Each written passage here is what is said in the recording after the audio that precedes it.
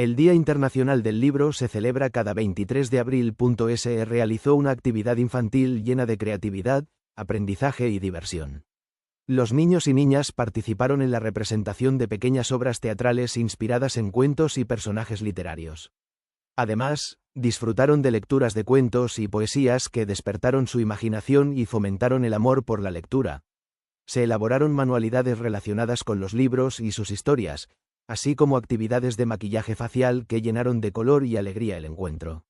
Fue una experiencia enriquecedora que permitió a los participantes acercarse al maravilloso mundo de los libros de una manera lúdica y entretenida, fortaleciendo su interés por la lectura y la expresión artística.